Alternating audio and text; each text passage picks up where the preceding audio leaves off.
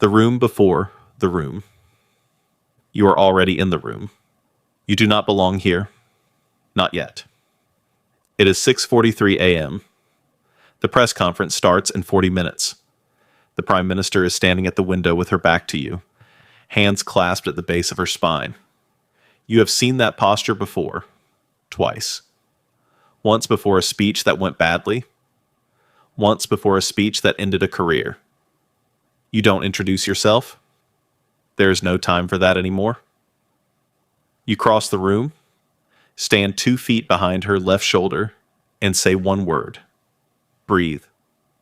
She doesn't turn around, but her shoulders drop exactly 4 centimeters. You've been measuring that distance for 11 years. This is your job. Not the part anyone sees. The part that makes the part anyone sees possible. How it starts. You don't apply for this job. There is no listing, no firm, no certification that matters. What exists is a network of people who fix unfixable things quietly. And one day, someone in that network calls you. Your background is theater. Not the glamorous kind. Regional productions, voice coaching. A brief, forgettable stint teaching rhetoric at a university where nobody wanted to take rhetoric. You are good at reading rooms. You are better at reading bodies. You understand, on a cellular level, what happens to a human being the moment they feel watched. The first client is a junior minister, a man who sweats through prepared remarks and loses his train of thought when a camera lens moves. You work with him for 6 weeks.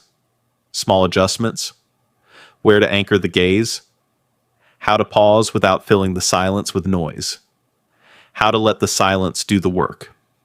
6 weeks later, he gives a speech in Parliament that people talk about for a month. He doesn't mention your name. That is the first lesson. It will not be the last. The craft, most people think public speaking is about confidence. It isn't. Confidence is a symptom. What you are actually treating is the gap between who someone is in private and who they believe they must be in public. That gap is where all the damage lives. You spend the first session watching. Just watching. You study the way a client moves when they think no one is evaluating them, the angle of the chin during casual conversation, the pace of speech when they are comfortable, the specific micro-expressions that appear when they are lying, not to you, but to themselves. Then you find the version of them that is true, and you teach them to lead with that. It takes most clients 4 sessions to stop performing for you. It takes them 8 to stop performing for themselves. The ones who never stop performing are the ones you worry about.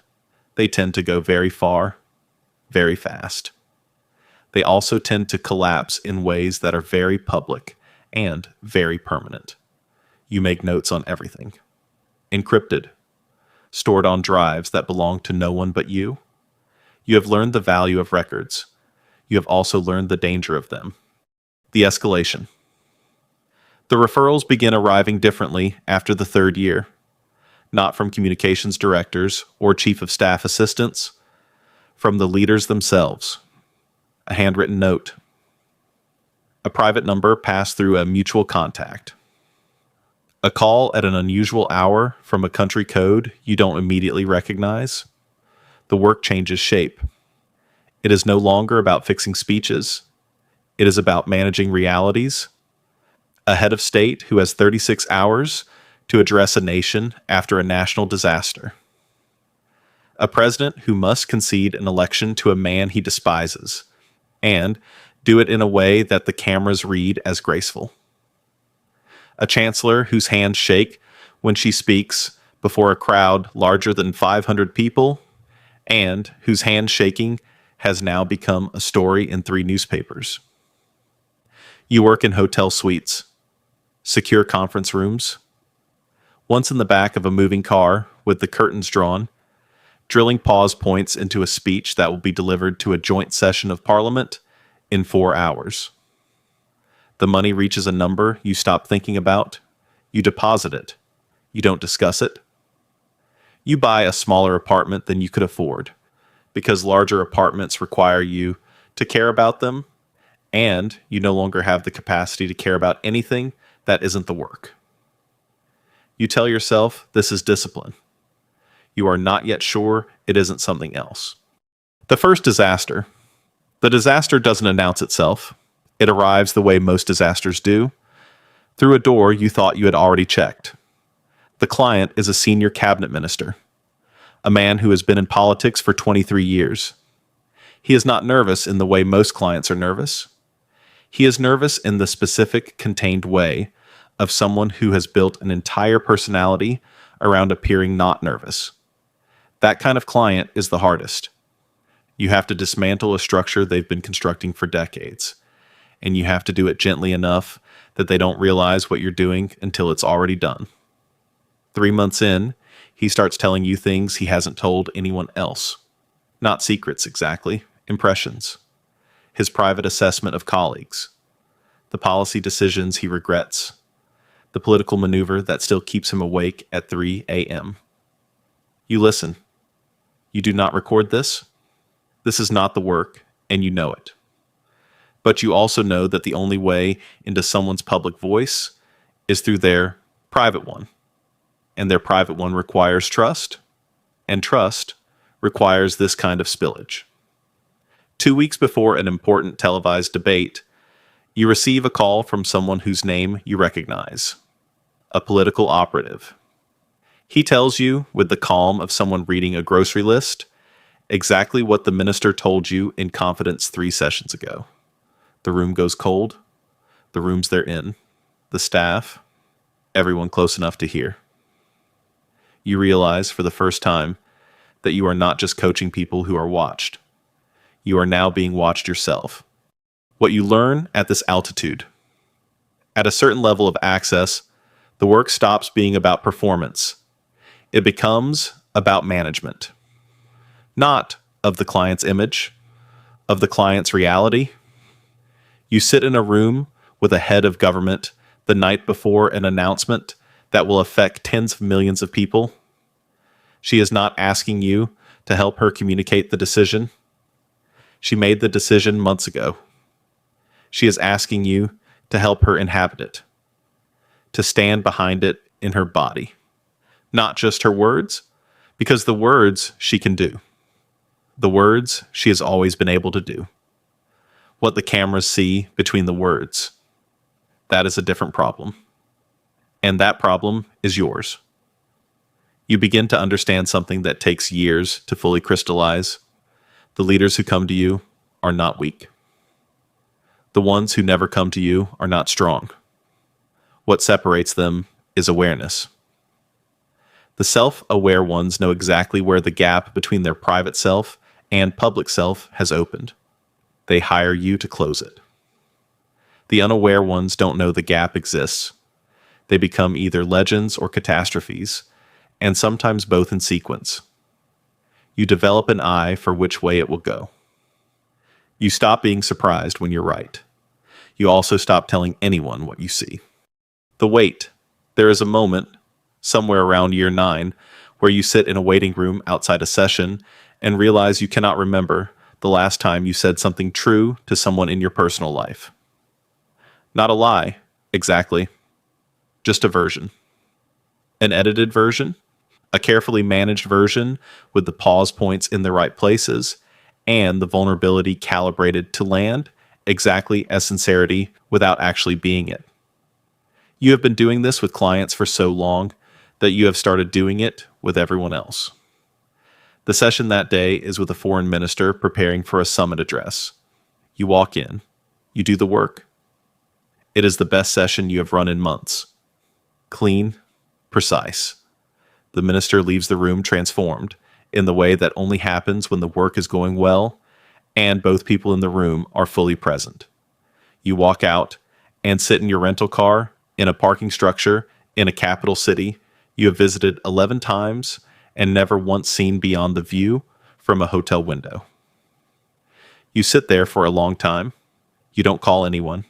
There is no one to call who would understand. The work is confidential. The clients are confidential. The things you have seen and heard and held in that room, none of it exists outside that room. You are a vault. You have been a vault for 9 years. And vaults, you are beginning to understand, are built for the benefit of what is stored inside, not for the vault. The offer. The offer arrives through the correct channels, which means it arrives in a way that leaves no record of arriving. A retainer, permanent, with a government. Not as a contractor, as a fixed asset.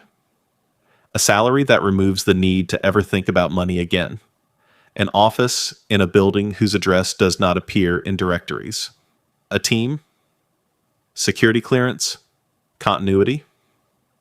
What it means, translated, you will work for one client forever. You will live inside the architecture of one administration, one apparatus, one version of power. You will be protected. You will be invisible. You will never leave. You read the offer twice. You hold it for 11 days. During those 11 days, you run 3 sessions with other clients, 2 countries, sleep badly in 4 different hotel rooms, and eat room service meals that you cannot remember 45 minutes after finishing them. On the 12th day, you decline. The response is a single sentence, professionally worded, the specific professional warmth of people who have declined things that were never really offers. You understand. You have been in enough rooms to know when a door is closing permanently. You let it close. The exit that isn't an exit. You don't stop working. You reduce. Fewer clients. Shorter engagements. Higher standards for what you agree to. You begin saying no to the clients whose problems are political rather than human. The ones who want you to manufacture a version of themselves that doesn't exist. The ones who are not trying to close the gap between their private self and public self. They are trying to erase their private self entirely. Those clients, you've learned, cannot be helped. They can only be managed. And management is not the work. You take a month in a city where no one knows you. You walk. You eat at restaurants you find by wandering rather than searching. You talk to people who do not know what you do and have no reason to care.